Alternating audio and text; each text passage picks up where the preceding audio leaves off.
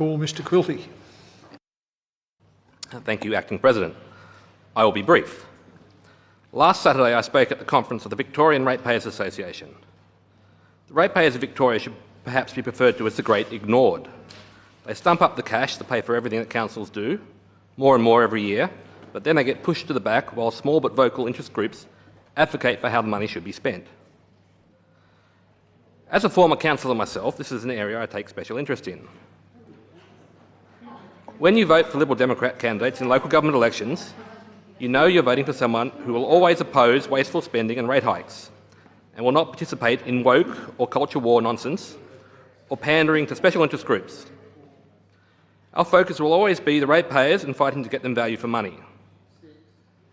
Lib Dems is a brand that you can trust. Some other major party brands have become tainted. There's a smell, a stink about them, like someone left prawn heads stuffed into the air vents some time ago, and now they can't get the smell out. Local government in Victoria is a disease-infested swamp that needs to be drained. And that will only be achieved by both legislative reform and by a better class of councillors being elected, who aren't beholden to special interest groups or funded by developers to ensure that the supply of land is kept artificially low to inflate profits.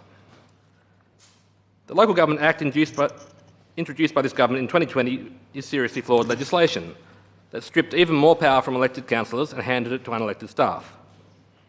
Councillors are increasingly expected to be just a forward-facing rubber stamp for the decisions made by CEOs and senior staff.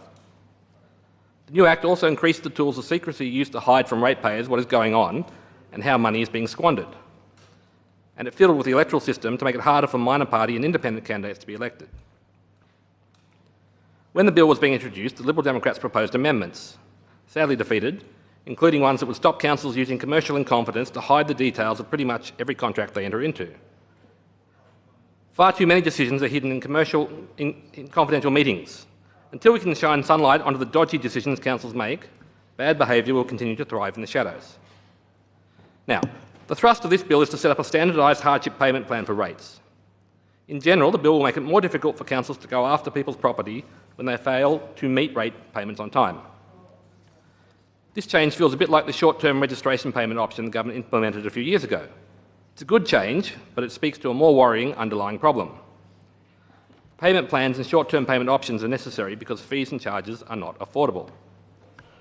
The problem being addressed here is that people are going broke and can't pay their taxes. The better solution here would be to reduce taxes. That's an option that this government doesn't like to consider. Aside from rating changes, the bill makes some small improvements around freedom of information.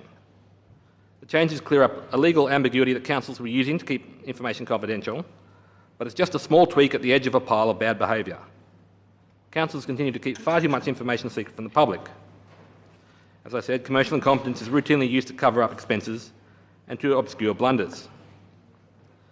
Councils are pushed aside with decisions being made by CEOs and senior staff and are silenced via codes of conduct that prevent them from expressing any dissent to decisions that are made.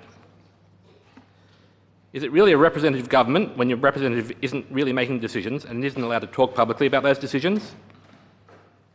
Local government needs an overhaul in Victoria. This bill is not the overhaul we need.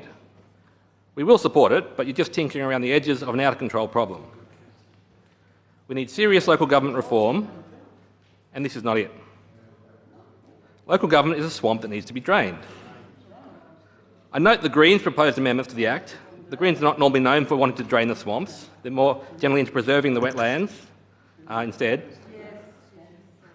And some of these amendments can be seen as an attempt to preserve their own little corner of the muck. However, we will support their move to return councils to multi-member wards. We believe this is definitely needed. The Liberal Democrats will support any measure that makes councils more transparent and more responsive to the views of the ratepayers of Victoria.